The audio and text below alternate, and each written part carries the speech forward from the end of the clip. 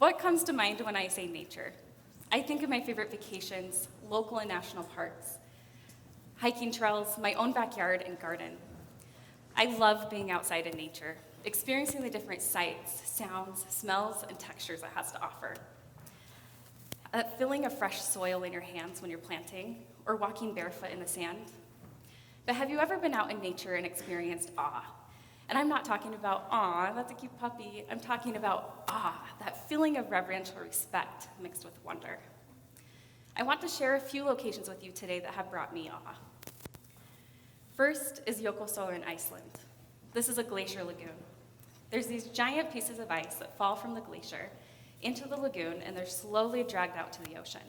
It's truly a sight to see. Next is the Nobbies, Phillip Island, Australia. This is a beautiful boardwalk trail with incredible views of the coast, and the entire trail is lined with nesting fairy penguins, and they are adorable. Next is Skogafoss, Iceland. This is just one of the many beautiful waterfalls there, but this one is fun because you can hike to it, behind it, and above it. And last is the Grotto. This is a stop along the Great Ocean Road in Australia. This location stands out to me because if you look at the water in the grotto, it's silent, still, and quiet. But if you walk through that archway, there's a sheer drop-off to the ocean where these massive waves are just crashing against the cliff walls. The contrast in sound is remarkable. All of these locations have brought me awe. They've made me feel happy, calm, at peace, like my problems and anxieties are smaller. Now, why is that? I'm a health promotion specialist, and fortunately I have the opportunity to research exactly why nature is so beneficial to our physical and mental health. And the answer is quite simple. Humans are significantly happier and healthier when they spend time outdoors in nature. We are surrounded by nature in our day-to-day lives, and yet we fail to recognize the enormous impact it has on our well-being. We spend most of our time indoors. This is leading to ailments like nearsightedness, loneliness, obesity, vitamin D deficiency. There's likely a correlation between increased mood disorders, chronic pain, and rising depression rates as well. So the many aspects of nature, especially on our senses through light, sound, smell, and touch, is incredible. Sunlight in particular has many health benefits. Most importantly, its impact on our vitamin D production and supporting bone health. Approximately 10 minutes of sunlight is enough for our bodies to produce vitamin D, which helps maintain calcium levels, which helps maintain bone health. Do you see that correlation there? Vitamin D is critical to our immune system. It helps reduce the risk of illness and infection. Sunlight can improve our sleep and reduce stress by regulating melatonin, and also boost our serotonin levels. That's the chemical that influences mood, so it helps with good mental health. Sunlight can promote physical healing. There's been many studies done showing that patients who have exposure to sunlight or stay in a hospital room that has a window or a view of nature have better clinical outcomes. Natural sunlight is recommended, but artificial interventions such as light boxes have been proven beneficial for seasonal affective disorder or for locations where light is limited. Another interesting study was done comparing apartment views. They found that those who live in an apartment that has a view of nature out their window have more productivity, less stress, less aggression, and improved social skills than those who live in an apartment that does not have a view of nature. Even better, they found a view of one tree or a single planter box with flowers was enough to show positive outcomes. Now, I want you to think of your favorite sound in nature. I think of birds calling, wind blowing through the trees, rain pattering, ocean waves crashing against a beach. Nature sounds can improve relaxation by decreasing our heart rate, our blood pressure, and body temperature, while increasing our alertness, attention, and focus. Just listening to nature can regulate our breathing, relieve stress, and in some cases alleviate physical pain. Exposure to plane, train, and traffic noise negatively impacts our body. It causes our blood pressure to rise, our heart rate, our stress hormones. It's important to find ways to listen to nature if you're constantly exposed to these types of sounds. Luckily, there's many resources available. You can use apps, websites, playlists, sound machines, and all are beneficial. Now, think of your favorite scent in nature, only the good ones.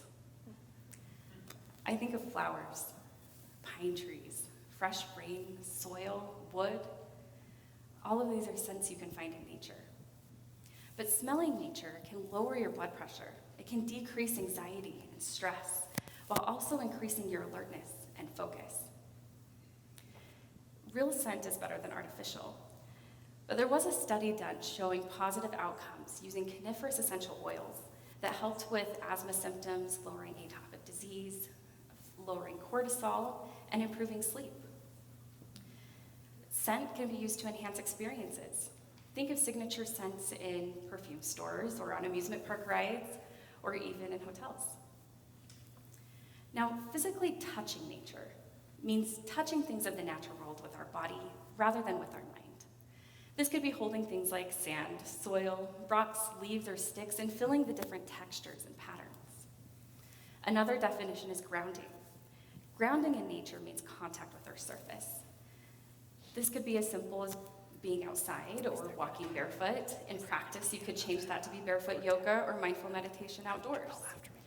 But touching nature can increase our positive emotions, things like creativity, joy, and calm, while decreasing negative emotions like anger, fear, and stress. It can also reduce your blood pressure, your heart rate, and muscle tension. Now that I've touched on the physical aspect, let's shift to mental. I want to share some examples of nature-related therapy and some common practices. You may have heard a daily mental health walk or mindful meditation, but I want to highlight some unique examples of nature-related therapy. All of these can be done in an individual or a group setting with a guide or a trained therapist. First is ecotherapy. It's also known as nature therapy, but this is the practice of being outdoors in nature to boost growth and healing. It's a very broad term, and it applies to a wide range of treatment options, but all are rooted in connection to nature. A unique aspect of this type of program is its combination of mental health treatment with arts and crafts, typically using things like clay, grass, or wood. Next is forest bathing, or shinrin-yoku. It's a Japanese practice which means using all of one's senses in the forest atmosphere. It's not actually bathing, as in washing your body, but it is a conscious and contemplative practice of being immersed in the sights, sounds, and smells of the forest. People who forest bathe typically have lower stress, anxiety, depression, and fear, while having better cardiovascular health, metabolic levels, and generally overall well-being. It's recommended to forest bathe for 20 minutes every day, but with as little as 5 focus minutes, you can see positive results. Next is adventure therapy. Sounds exciting, right? But adventure therapy is just the practice of mental health treatment in an outdoor setting combined with physical activity. Things like river rafting, rock climbing, or just hiking. The point is to teach therapeutic skills and coping mechanisms while in an outdoor environment. Some great examples are PTSD river rafting trips for retired military, or ADHD children education programs that focus on mental health education, along with schooling education, and then physical activity, all in an outdoor setting. Next is therapeutic farming. This is just the practice of participating in farming activities. This could be taking care of crops, or it could be taking care of farm animals. This ties in with therapeutic horticulture, which is participating in gardening activities. That's either individually or at a community level. But both of these programs, participants show decreased anxiety, stress, and fear while increasing their cognitive abilities, task initiation, and socialization. These programs are very popular with geriatric communities or in senior living centers. And last is dark nature therapy. This is just the practice of mental health treatment outdoors at night. Due to the dark setting, it increases focus, feelings of relaxation and calm, and a greater connection to the natural world. Other examples of dark nature therapy are stargazing or night hiking. Knowing the physical and the mental benefits now, how do you increase your exposure to nature? It's recommended to get 5 hours per month in a natural setting to get the vitality and restorative effects of nature.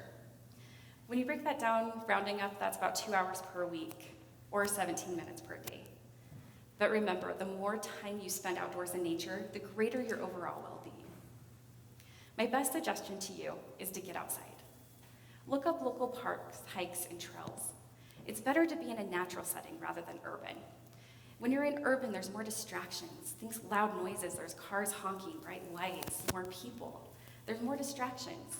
When you're in nature, it gives you a chance to be introspective. There's less distractions or negative stimulants. It might be silly, but there was a study done showing positive outcomes just from wandering through a hardware store's nursery or garden center.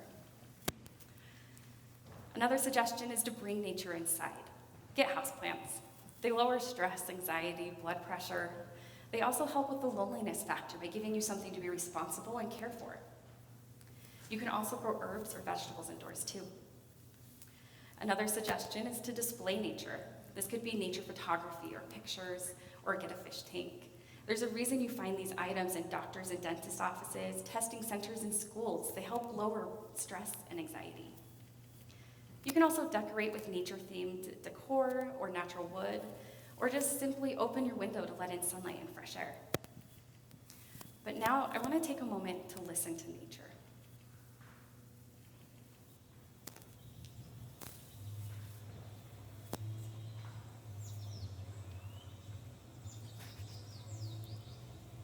Take a deep breath in